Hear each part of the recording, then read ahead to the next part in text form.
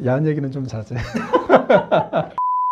안녕하세요. 안녕하세요. 팩맨TV의 구자웅입니다. 이지성 작가입니다. 반갑습니다. 오늘 초대해 주셔서 감사합니다. 제가 영광이죠. 한국 아니. 최고의 또 베스트셀러 작가님을 또 이렇게 모시고 또. 그래도 이 유튜브계의 이 뭐랄까. 전 쩔이고요. 그래도 제가 유튜브 방송 처음 출연하는 거예요. 지금 진짜요? 출연하자 이런 제의도 좀 두세 번 받긴 했는데 아니 뭐 익숙치가 않아가지고 뭔가 막 그렇죠? 부담스럽더라고. 그런데 팩맨이 한다고 하니까 뭐 재밌겠다. 저도 뭐 팩맨 TV 항상 보니까. 네. 근데 또 하필이면 또 극우 채널을 또 선정해 주셔서 부담되지 않으시겠어요? 아니 뭐 저도 극우라고 평가받고 있으니까. 근데 그래요? 근데 나는 이해가 안 가는 게 네. 저는 문재인 대통령이 잘못한 대통령은 국가 어쨌든 수반이잖아요. 네, 그렇죠. 그 잘못한 거를 비판할 권리가 국민에게 있어요. 네. 그 지식인한테는 일종의 의무예요. 나는 그럼요. 그걸 한 거고. 한국의 지성. 그런데 내가 극우야. 그런데 아니 그러면 김정은은 뭐예요? 삶은 소대가리. 그럼 김정은도 나랑 극우네?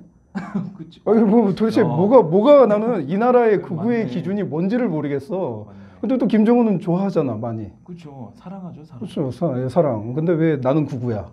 왜 차별하냐고. 그렇죠. 근데 제가 볼 때는 작가님은 극우는 아니에요. 그냥 정통 우파시죠. 뭐 저는 정통 우파라고 생각도 안 하고 사실 제가 제 그 배경을 말씀드리면 제가 제 입으로 말한 적은 없는데 주변 사람들은 다 저를 호남 좌파 명문가 출신이라고 이야기해요. 작가님 좌파셨다고요? 아니 우리 제가 태어난 곳이 임종석 그 양반하고 고향이에요. 같이 고향 같아. 동양이야. 네. 갑자기 싫어질라. 예, 그래요. 그리고 저랑 또 굉장히 친한 교수님이 계세요. 근데 이분은 임종석 씨랑 거의 친구. 그럼 고향이 지금 어디세요? 전남 그 장흥 쪽에. 거기다 저는 또 전남에만 있었던 게 아니라 전북으로 가서 중학교, 고등학교, 대학교까지 졸업. 이제 전북대학교 법학과 나오셨죠? 그렇죠. 전주교대도 나오고. 그래서 저는 이제 문재인 정부 핵심 인사나 민주당 이쪽하고 혈연, 지연, 학연으로 다 연결돼 있어요. 그러면 그래서. 어렸을 때 교육을 좌편향된 교육이나 이런 말씀을 듣고 자랐을 텐데. 그거는 뭐 그냥 우리 영재 교육이지. 영재 교육을. 그러니까 제 기억이 아직도 중학교, 고등학교 때 우리가 그때 좀 학력고사 세대란 말이에요. 그렇죠. 행복은 성적순이 아니잖아요. 막 영화 유행하고 뛰어내리고 막 맞아, 그러던 맞아. 시대인데 우리가 그래서 토요일 날도 자율학습하고 그랬다면 학교에서. 그러면 토요일 날 때 갑자기 교실 문이 드렁 열리고 누가 들어옵니다. 누구 들어요? 대학생 형이죠. 경찰에게 쫓기고 있는. 국가보안법 위반. 딱 들어와서 뭐야? 갑자기 우리 자율학습하는데 와서 니들이 알고 있는 모든 역사는 틀렸다. 그러면서 역사 강의를 쫙 하지. 마오이즘부터 시작해서 이 기반한 주체사상에 기반한 역사. 그리고 우리의 가슴을 흔들어 놓고 나가시지. 너희는 이제 이 잘못된 국가를 나중에 공부 열심히 해서 좋은 대학 가서 힘을 얻어서 이 잘못된 국가를 정상으로 돌려놔라. 지금 뭐 주사파들이 하는 얘기 그거 뭐 그런 교육이고 그리고 뭐냐. 그때 당시 고등학교 때? 중학교 때도 그렇고. 중학교 때? 아니 선생님들도 다 그렇게 얘기하고 그리고 내가 이제 전주에서 그 서중학교라는 곳을 다녔어요. 서중학교 옆에 그때 이제 전라북도 도청이 앞에 있었고 그 옆에 무슨 예술문화회관인가 있었는데 5.18 그때가 되기 전에 그 앞에 TV가 몇 대가 설치돼요 항상. 한 달 내내 이제 광주 비디오, 학살 비디오가 계속 방영이 되고 그 전단지가 수시로 거의 뭐랄까 시위와 뭐 반미, 시위 뭐 반정부 이게 일상인 사회 시대를 그렇게 살았고 그리고 제 친한 형들이 그 당시에 이제 실제로 김일성, 김정일, 조상호에 경배하는 사람들이 있었고 그리고 이제 저를 한 번씩 이제 이상한 데로 끌고 가요.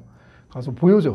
딱 보여주면 임명장인데 뭐 전주시장에서 그 형 이름이 딱 적혀 있고 밑에 조선민주주의공화국 김정일 딱 찍혀 있고. 지금 처음 듣는 얘기는 지금은 안 그렇겠죠? 지금은 안 그러겠지. 지금은 좀 옅어졌겠죠? 지금은 안 그렇겠죠. 근데 거기서 어떻게 나오셨어요? 기독교인이기 때문에 기독교인은 그렇죠. 저는 그냥 개인적으로 기독교인은 좌파가 될 수 없다라는 될 수가 없죠. 생각이죠. 그리고 근데 대신 이제 이런 건 있었죠. 막 나는 이제 교회에서 이승만 대통령과 이런 건국의 역사, 하나님께서 이렇게 만들어주신 네. 이 역사에 대해서 정말 자랑스럽게 생각을 했는데 네. 이게 이제 학교에 가면 바깥에 나가면 좀 창피한 거지. 왜냐면 다들 이승만 개새끼니까. 아니 그 옛날에 도울 선생이 그랬잖아요. 뭐 무덤을 파내야 된다. 네, 나 그렇죠. 중학교 때부터 들었던 얘기야. 아, 이게 초등학교 때부터 그런 얘기를 들었다고. 그러니까 이게 이게 한도에 대한 얘기 아니구나. 아니야. 아, 저는 갑자기 도울 저 새끼 저기 미쳤나. 아니야. 아니, 근데 풍토가 이게 어마어마하네. 아, 진짜. 근데 몰라. 이게 내가 좀 듣기 심했을 수도 있어요. 우리 아버지가 이렇게 정치하시는 분들하고 많이 아셨거든. 그래서 더 심했을 수도 있는데 아무튼 저는 그냥 저의 이야기를 드리자면 저는 그러니까 뭐랄까 택시 운전사가 나와서 네. 막 사람들이 많이 보고 뭐 몰랐던 역사를 알았다. 뭐 물론 그게 뭐 100% 진실인지는 모르겠어요. 택시 운전사 내용이. 그런데 네. 저는 안 봤어요. 안 봤는데 안 봐도 뻔하죠. 예, 그런데 그걸 나는 그때 이해가 안 됐죠. 그냥 난 저 중학교 때 중학교 때 다 뗀 건데 아니 저걸 왜 몰랐지 다들? 그래서 나는 이제 그런 뒤늦은 이야기들이 너무 이제 좀 어색한 느낌이었죠. 와. 아니 이게 내가 왜 이제 좌파가 또 될 수가 없었냐면은 그때 그 형들을 보면 정상이 아니었어. 너무 엇나간 아니 엇나간 게 아니라 이 사람들이 외계인. 아니 이렇게 포장은 뭐 민주화 인사고 핍박받는 이런 이미지로 되어 있는데 네. 우리 뭐 동네 형들이잖아. 어렸을 때부터 봤잖아. 친하지. 근데 그러니까 이 형들이 우리끼리 있을 때는 자기 속마음을 털어놓지. 그럼 결국 뭐냐면은 이 사람들이 마지막 얘기가 그래. 우리가 뭐 어쨌든 그때 뭐 제가 정확히 사회주의 혁명이라는 얘기를 들었는지는 기억이 안 나는데 어쨌든 우리가 대업을 완수하면 이제 뭐 강남 건물은 다 우리 거고 우리도 가서 강남에서 스포츠카 타고 미녀들을 다 할 수 있다. 아니, 맨날 그런 얘기가 결론이었으니까 그러니까 나는 좀 이상한 거지. 아니, 그러니까 그 얘기면은 그럼 사회주의 혁명이라는 얘긴데요.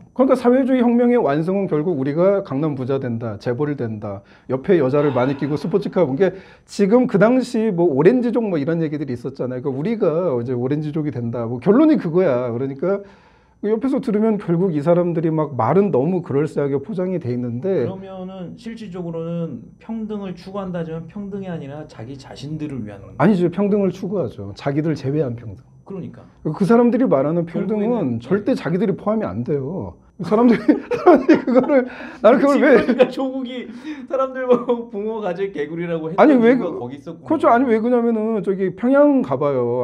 가보진 않았지만 평양은 우리가 그렇죠. 맨날 우리가 평양 보여주는데 평양에 대해서 사람들이 오해하는데 평양은 우리나라 따지면 재벌가 사람들이 사는데 일반인은 평양에 들어갈 수 없어요. 근데 어제 그 최동국 씨 탈북자 그 웹툰 작가님 말씀 들었더니 거의 다른 나라라고 그러더라고요. 그렇죠. 네네. 그러니까 그런데 평양에 걔네들 들어가는데 허가증을 받아야 돼. 맞아요. 그런데 평양에 있는 애네들이 뭐라고 해요. 뭐 어쨌든 북한은 우리 민주주의 국가고 평등한 국가다 얘기하잖아.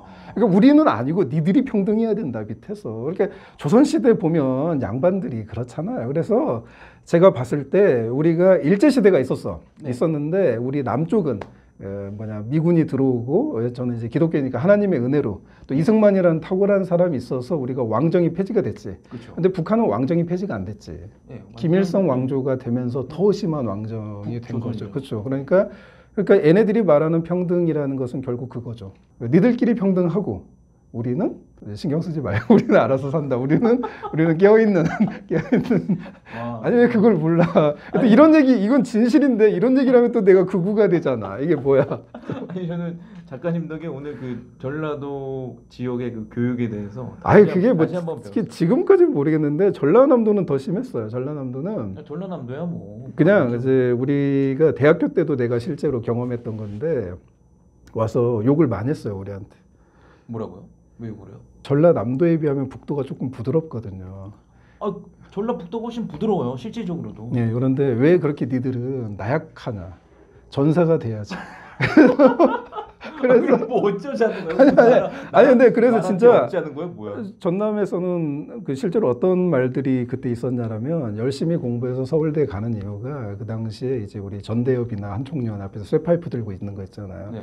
그 전사가 되려고. 왜냐면 이제 같은 전사가 돼도 서울대 전사가 돼. 근데 다 그런 건 아닌데 그렇죠. 실제로 그런 얘기들이 굉장히 있었고 엄마들이 또 이제 그런 얘기도 많이 하시는 거 제가 들었고 뭐 이런 것들은 뭐 다 팩트니까 뭐 물론 이게 일반화된 건 아닐 수 있어요. 그런데 뭐 저는 뭐 제가 다 겪은 이야기고 들은 얘기고 뭐 그러니까. 와, 그런데 그렇게 교육을 받으시고 그런 환경에서 자라셔서 교사 생활도 하셨잖아요. 네, 7년 했죠. 네. 그러다가 교사 시절에는 또 전교조랑 싸웠지. 네. 교총하고도 싸우고. 아니 그러면 이제 본인이 네네. 아 이건 아니다. 나는 오른쪽이다라고 느끼신 건 언제세요? 아니 제가 오른쪽이라고 느낀 적이 한 번도 없어요. 저는 지금도 솔직히 제가 오른쪽이라고 생각 안 해요.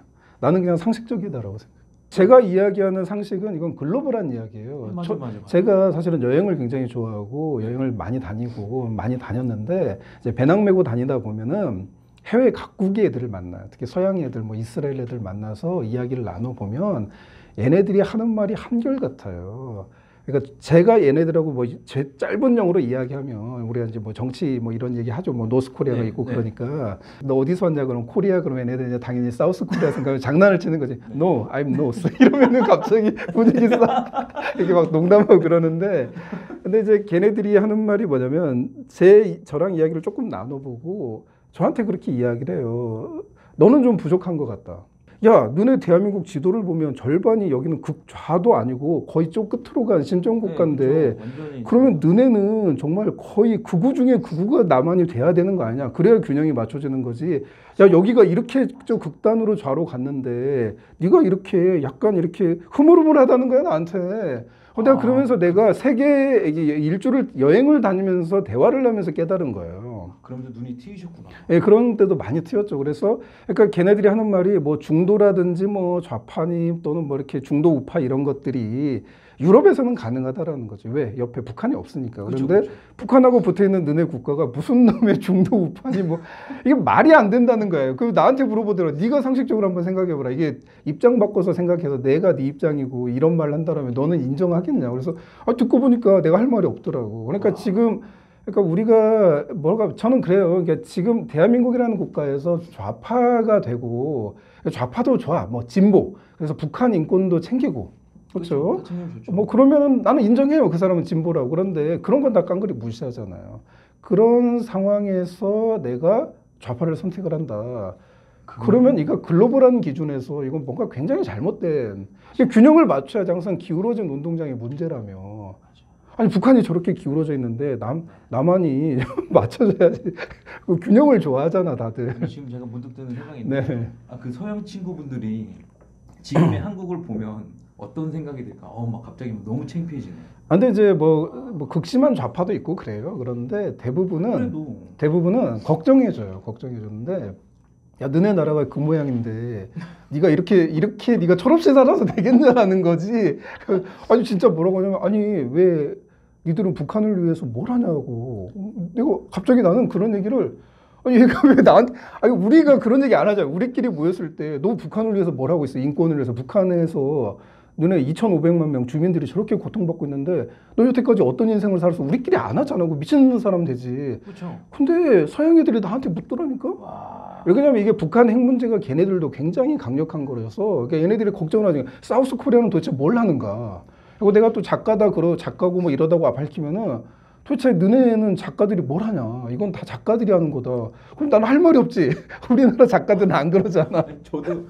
저도 할 말이 없어. 그냥 어떻게 보면 제가 스스로 좀 망신스러워요. 그러니까 그게 좀 창피하다니까. 그래서 내가 북한 인권 관련 활동을 하는 것도 이런 이제 깨달음들이 좀 상당히 있었죠. 너무 쪽팔린 거예요. 나중에 진짜 자유민주주의 통일이 됐을 때 지금 전 세계에서 북한 인권을 위해서 움직이고 있거든요. 그런데 그들이 우리에게 물을 거란 말이에요. 니들은 북한 인권을 위해서 무엇을 했냐? 난 솔직히 그런 시대가 올 거라고 봐요. 내가 실제로 배낭여행하면서 많이 들었던 얘기니까 충격 굉장히 많이 받았죠. 그러니까 북한이라는 거를 외국 사람들은 실체적으로 받아들이고 있는데 우리나라 사람만 북한을 없는 것처럼 생각하는 거예요. 그러다 보니까 이 모든 문제가 터지는 거예요. 심지어 국민의 70에서 80%가 김정은에게 호감을 갖는다라는 이런 충격적인. 그런데 우리가 한번 기억해봐요. 이게 해방 이후에 딱 그때 미 군정에서 조사한 게 이거였거든요. 그리고 몇 년 뒤에 남침. 네, 그렇죠. 네, 공산화됐잖아 잠깐.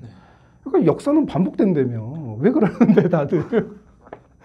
아니 역사는 반복되는데 왜 그 역사를 생각을 안 해? 왜 맨날 역사를 조선시대 역사만 생각하냐고.